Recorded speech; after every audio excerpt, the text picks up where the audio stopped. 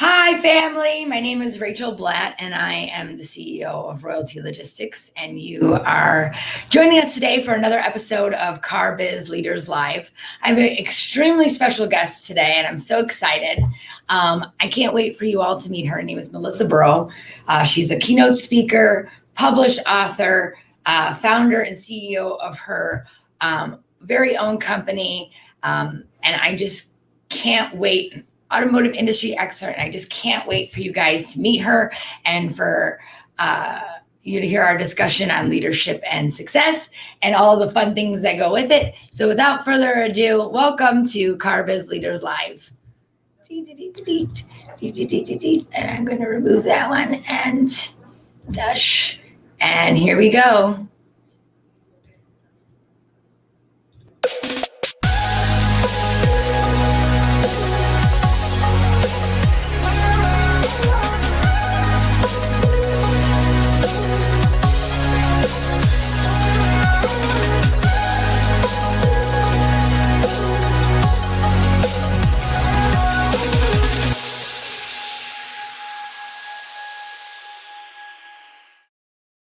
Well, awesome, guys. Well, without further ado, I will welcome Melissa Burrow. Hello, darling. How are you? Welcome to the show. Thank you so much. I'm doing great, Rachel. Thank you for having me as a guest. Yeah, I'm so excited. I really can't. When we had talked previously on the phone, we had there were so many gems that you had. And honestly, I put some of them to action and they really were helpful. And so I just want to say thank you for that. But also, for those of people that don't know you like I do, would you share a little bit about who you are and how you kind of came up in the world and a leader in the car business per se? Yeah, of course. So my name is Melissa Burrow. I'm an executive coach. I'm a published author. I wrote a book called Chasing Bentleys, The Power of Accountability and Achieving Your Goals. And I started in the car business in 1999. So that was my first entry into the automotive world as a sales consultant. And then throughout my journey, moved my way all the way up, worked as a sales manager, a finance manager, a finance director, all the way up to a GM. And then also worked for an administrator in the automotive industry, and then decided to start my own company. So I am the CEO of Life Strategies, LLC. What I do now is I'm an executive coach. I teach people how to use their own productive, positive mindsets to move forward in their lives. So I definitely have a focus on accountability, and I'm really passionate about helping people. That's just awesome and I totally believe in that too, because I've seen it in the way that you conduct yourself and just the way that you go about helping people. It really means a lot to me. Let's start from the beginning. Tell us about that climb. You said that you started from the big, at the bottom and you rose your way all to the top. Tell us some of the things that went into making that happen for you and how did you decide to get there and your journey along the way? Yeah, absolutely. So I started in 99, so quite a long time ago. We're looking at, 21 years now. So I started way back when there wasn't a lot of females in the automotive industry. Mm-hmm. And at the time I was working at a golf course, and the owner of a Nissan dealership came in, kind of recruited me and said, "Hey, I think you'd be really great in sales. You're really great upselling me out here on the course." He would order Crown. I would always upsell him to Crown Reserve. And he's like, "Come sell cars. I don't have any females currently on staff in my sales department, and I think you'd be great at it." So I kind of, didn't take it seriously. And as time went on, I thought, you know what, I'm just going to give it a shot. So I went to work with him and then learned very quickly that I had to advocate for myself to get an opportunity to be able to move into different management and leadership roles and continue to do so throughout my entire career. I see a lot of women that really don't ever speak up and ask for what they want in the industry. And as a woman, I'll tell you, you have an advantage. Women are more detail oriented. And I am going to stand here firmly and say that I've had amazing male mentors along the way in the industry. Lots of amazing men in the industry, but women are unique, and they're unique in their abilities. Not that they're better or worse, but we do have an advantage when it comes to certain things and being able to emotionally tie ourselves into a client's position or into a customer's position and have a greater understanding. I think that's what a lot of times it says that you need that emotion to actually close the sale too. And I think women do connect with that on a more regular basis. I'm totally in agreement with that. So on your journey to success, tell me a little bit more about like some of the pitfalls that you came across and how you overcame them. Because I know coming from my experience working my way through the top, I experienced a lot. So yeah.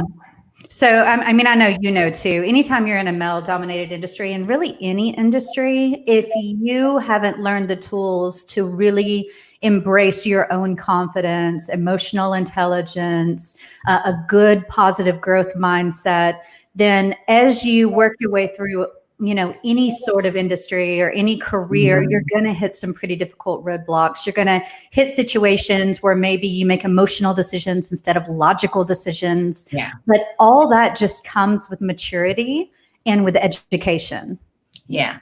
Let's talk about that for a minute about how you make decisions, because I'm interested in that, because I can tell you from my own experience that especially being in the automotive industry, it's very stressful.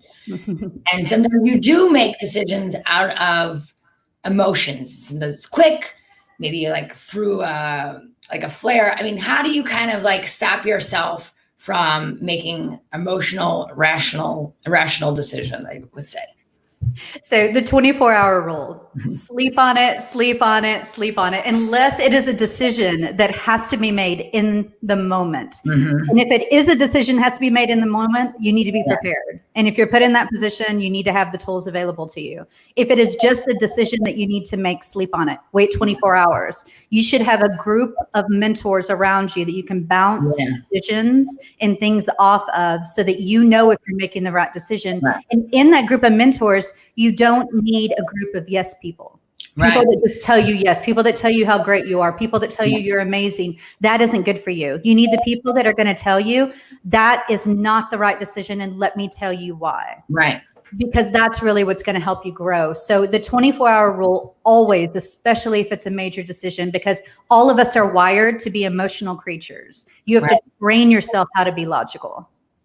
I think that's important too.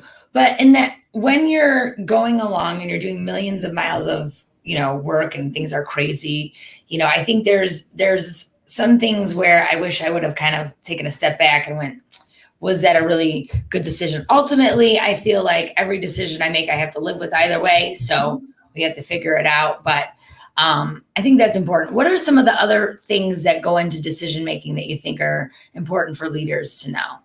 Well, if you're in any sort of leadership role, or if you are wanting to just establish yourself as someone to be looked at as a leader, emotional intelligence is number one. You have to know what makes your team tick to be able to effectively manage or lead them.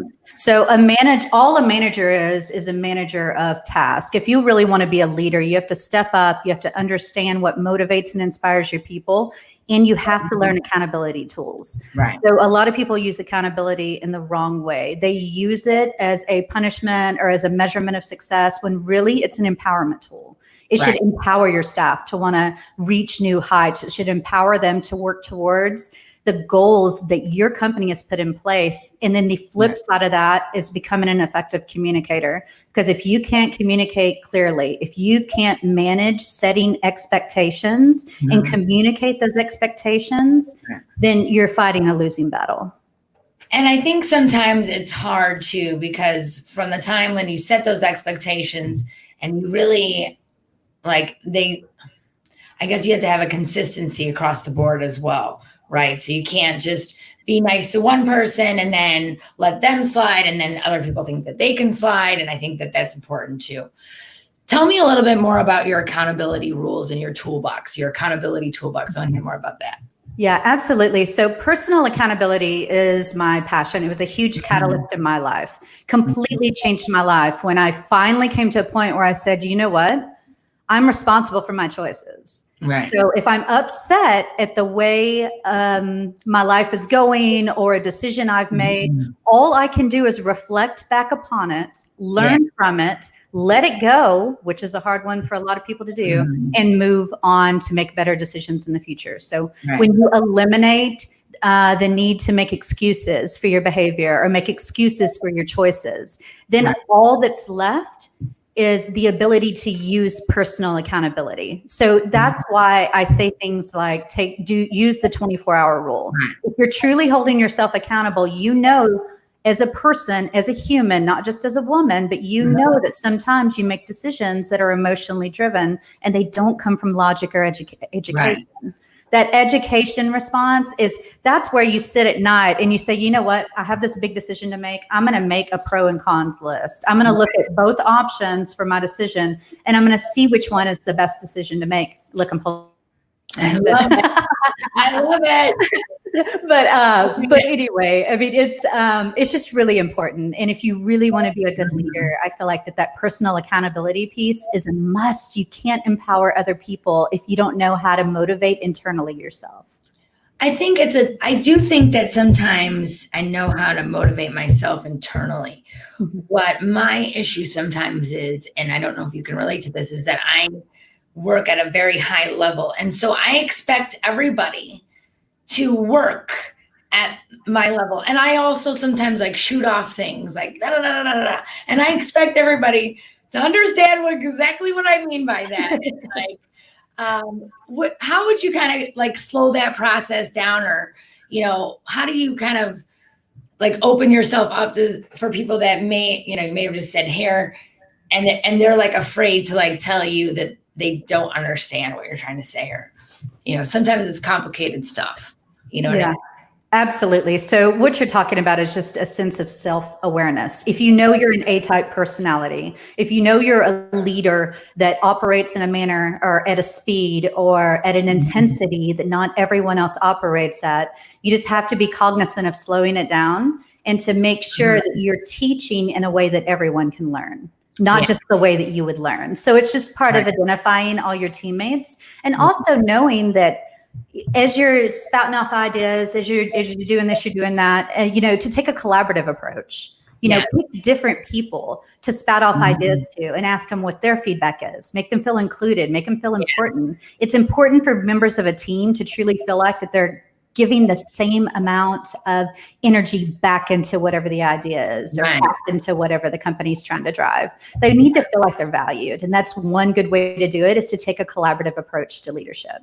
I really like that idea. I think sometimes you're in a meeting together and some people are just afraid to speak up, and you wonder why is that? And maybe it's because you're not asking the right questions. You're not pulling that information out of them. I think for me, going from a point of, just like you, working my way up through a company, right? And then starting your own, you're used to what it took you to, what it takes, right? What it takes to get to that level. And so how do you kind of cope with or handle people that don't have that kind of intrinsic motivation for themselves? How do you manage that as a leader? Right. So as a leader, I think it's an opportunity, 100%. So when you see someone that isn't a self-motivator, or you see someone that doesn't have the tools they're going to need to be able to succeed in your company, it's an opportunity for you to kind of pave the way for them to learn those tools. Now, on the flip side, if you have someone that you have given the tools, you've worked with them, you've taken an active interest in their success, and they don't choose to be willing participants in that success, then sometimes it's time to part ways if they're not a productive member of the team. Because when you're leading a team, you're only as strong as your weakest link. So you have to make sure that you're building that link up. And if that link doesn't want to be built up, or they're not the right fit, sometimes you just have to part as friends. Yeah. I think that's always been an interesting case too. Let's talk about this for a minute, because I have my own theories on that. Let's talk about people parting ways for a minute. Okay. What have been, so one of the things that comes up for me is I'm the leader of this company. So usually I get picked apart first when somebody, now it could be not about me personally, right? It could be that is their way of divesting. They have to come up with their own legitimate reasons why you're not great and their other opportunity is, right? How does that, what kind of signs do you see when that's kind of happening? Do you understand what I mean by that? How do you ever see people divesting from you and they have little warnings, maybe they just got a great promotion for some other company or maybe they just, they're fed up and they don't like you. I don't know, whatever it is that chooses. But I usually notice that it comes on me, right? Like, it's my fault, this and that. And yeah. Okay. Now, I definitely know what you're asking. When I was a VP of sales for a corporate company that was an administrator in the automotive industry, sometimes you come across people that they leave, especially when you've vested a lot of time in them. Yeah. And you just have to not take it personally. It's just business. Now, on kind of a more spiritual level, I really believe that everyone has their own paths, and not everyone is designed to be on your path or in your business's path for a certain amount of time. So when someone chooses to leave, it really has nothing to do with you. It has everything to do with them. It just wasn't their path. So even if you get, an employee maybe that says, oh, I'm leaving because of this or this, or they have something internally going on and they push that off on you. All that is deflection. That's them not knowing how to handle the separation appropriately and saying emotional things to deal with their own change. Yeah. People live in a state of fear sometimes when it comes to change. And so they lash out in different ways. So when that happens, especially as a leader, what I normally tell some of my executive clients that I coach, if they're in that position, is it's more about the employee that's leaving than it's about you. So you smile, you wish them the best, you send them on their way. And, that's going to happen. If anything, take it as a compliment, because you invested time in that person and you were a part of their journey. If they hadn't learned what they learned when they were with you, they wouldn't have gotten this other opportunity. So you just let it go. And normally I am very good at that too, but sometimes you see it happening before you can kind of get those red flags.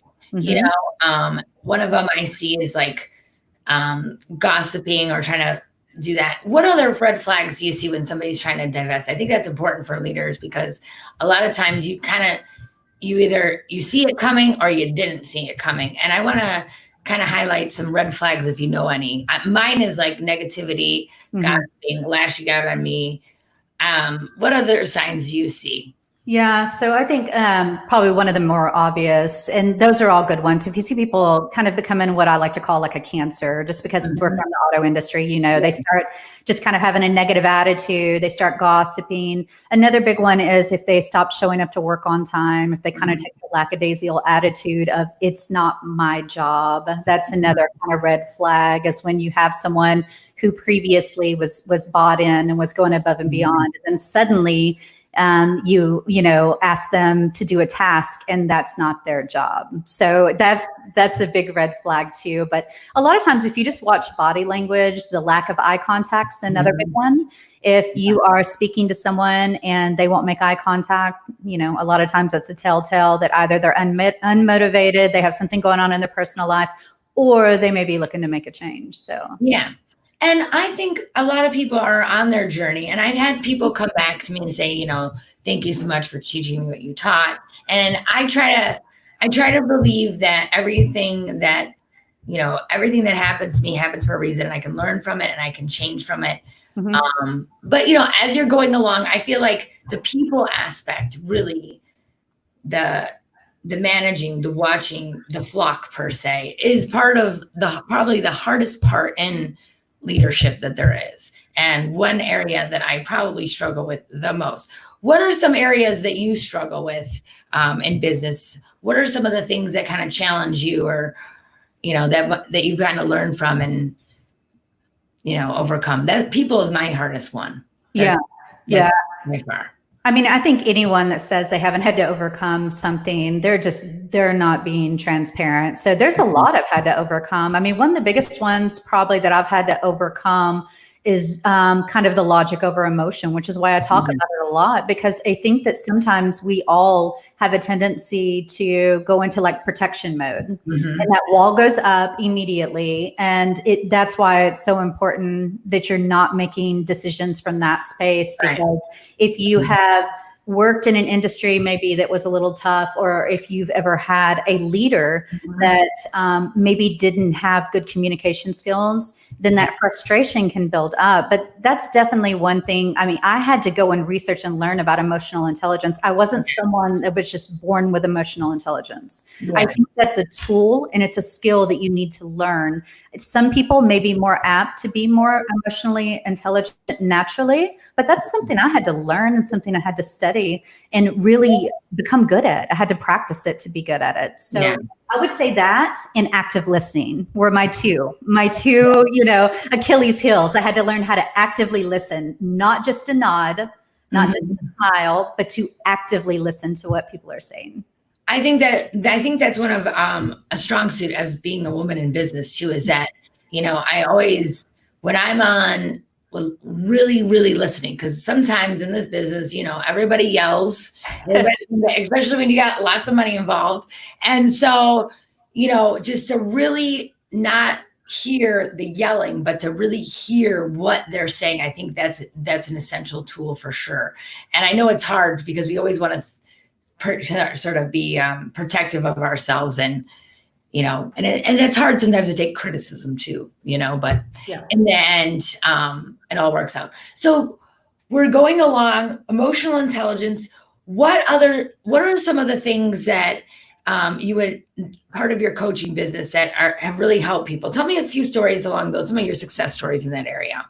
Okay. Yeah. So I have to be really careful. So I have one big thing about my coaching is that it's 100% confidential. So my clients sign a contract. I can't discuss anything we talk about. I can't disclose, who my clients are.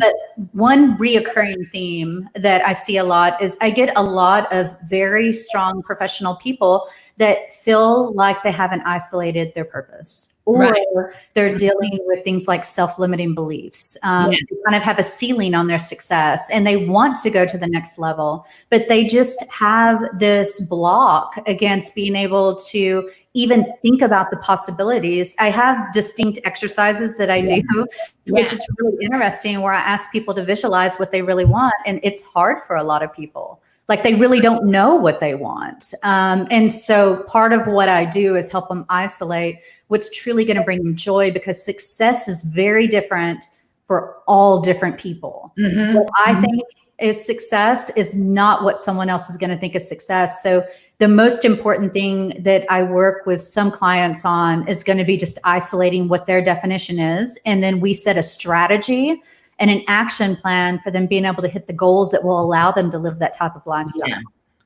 I think that's so important too.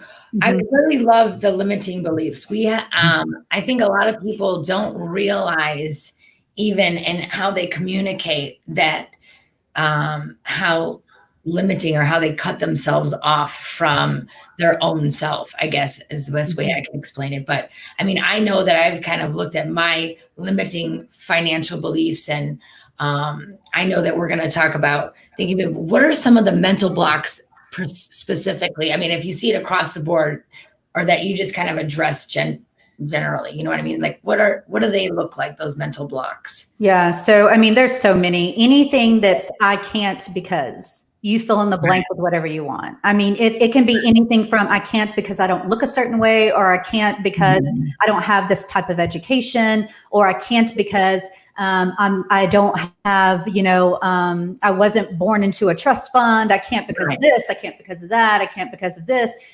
All that is self-limiting beliefs, every bit of it.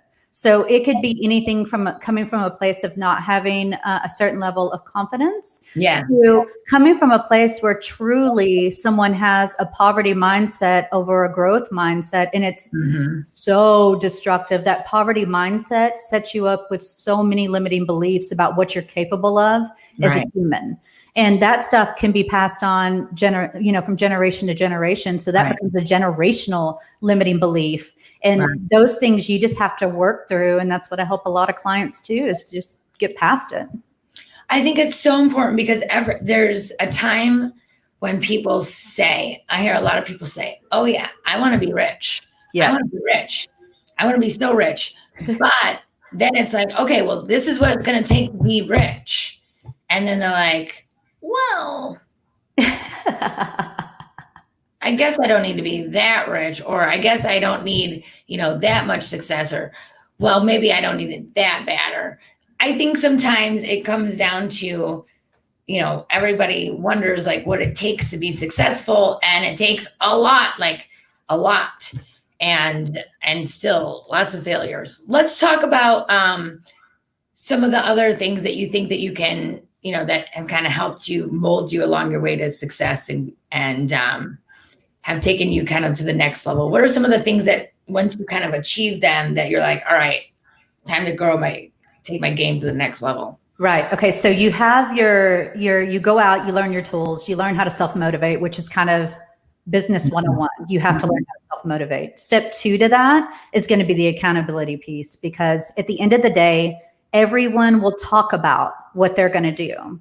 You get your action plan in place, you have your goals set, but taking action on that action plan to actually meet the goals is step 2. That's your accountability portion. So you have to either hire someone to hold you accountable on a week basis, where they're saying, you know what, Rachel, you told me last week you were going to do this, this, and this. I want to hear about it. Let's talk about it. Right. How did it go?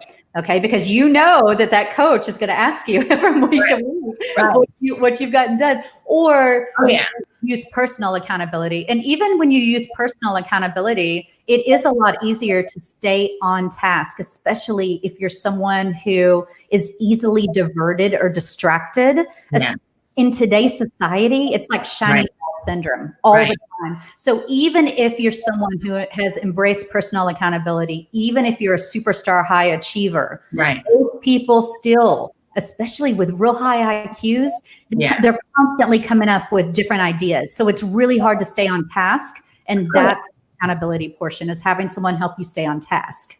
I work with a coach, and definitely feel like when I started working with somebody, that I just, like, sometimes you need, like, there's no boss over me. Maybe my husband is a little, I love the boss be around, but like, my dog will bark at me like for a treat. But I think sometimes you need somebody to hold you accountable in a position of leadership. You need somebody to say, hey, are you doing this? You need a manager. And sometimes when you are at the top, there is no one above. So you have to go outside. And I think when you talked about your circle of mentors, I kind of want to hear, like, who are some of the people in your circle, if you want to share them. If not, I understand. But you want to find out kind of who has helped you kind of be your tribe and helped you along the way, and sort of you're able to bounce ideas off some of the people out there. We probably know, some of them we may not, but I want to hear about your tribe. Yeah, sure. So, I mean, I have a phenomenal tribe full of lots of amazing people. I would say I had a coach, I guess it was maybe probably right when I was about 29, that really helped kind of change my life. I think having a coach is so incredibly important, because it really does help you go to the next level. And as someone, especially for an entrepreneur or a solopreneur, there isn't anyone that you can objectively ask an opinion or bounce something off of, that, for lack of a better quote, doesn't have skin in the game. Like someone that's just completely on the outside, that you can get a fresh perspective of, that's not even really part of your inner circle, but just someone that you've hired, that their sole job is to help you be successful. And to go back and answer your question, I have lots of great people in my circle. I have Lisa Copeland, who is such a wonderful friend. She's so loyal. She's so wonderful. She gives me great advice. Sharon Lecter. I look up to Sharon Lecter so much. Outwitting the Devil is one of my favorite books. Love that. Then there's people that I don't know personally, but that I've read all their books. I've gone to see them speak live. People like Brene Brown, people like Tony Robbins, even Grant and Elena Cardone. All those people I really look up to, because they've been able to achieve these, massive levels of success. I mean, Sharon has sold, I think, 44 million copies of her books. Think and Grow Rich for Women is one of my favorites. And, those people, if you're not willing to learn from those that have achieved success, massive success before you, you're fighting a losing battle. There's a lot of people that you can learn from. You can learn from anyone, but to learn how to be successful, you have to learn from people that have been successful. I think that's so important. And Outwitting the Devil, I read that about 3 years ago. One of my very favorite books. I loved it because it came out before its time. and they kind of like hid it away for a little while. But Right. I love that book. It's about addressing fear. So if you guys haven't read that book, it's definitely great. Final thoughts for the audience. Thank you so much.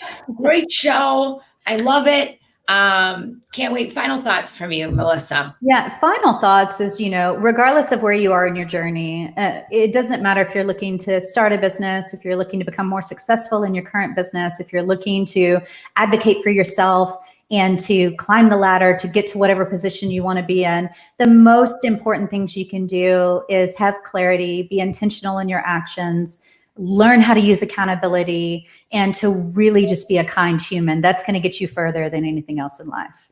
Well, let me just say, if you guys haven't read Chasing Bentley's, it was a great book, changed my life. Awesome book. I really enjoyed reading it. Thank you. How can people find you if they want to connect with you? Yeah, so you can go, melissaburrow.com is being revamped, and so it will be back up soon. I have someone working on that site right now. But for right now, you can find me on Instagram at I am Melissa Burrow. You can find me on Facebook, of course. You can find me on Messenger. You can reach out to me, or you can email. You can email me at melissa@melissaburrow.com. I have many different coaching programs. I work with executives. I'm 100% confidential, which is very different from a lot of coaches. Right. And I do some group, but I focus mostly just on my individual clients. One more thing I wanted to ask for you to share with your audience is you also do a live show. When is your live show? And so people can join that as well. I do. Thank you. I appreciate that. So my live show is on Monday nights at 7 p.m. Central, 8 o'clock Eastern, and it is called The Power of Accountability with Melissa Burrow. I have guests on my shows, but it streams on my personal page and in my women's group, Chasing Bentley's Women Empowering Women, every Monday night.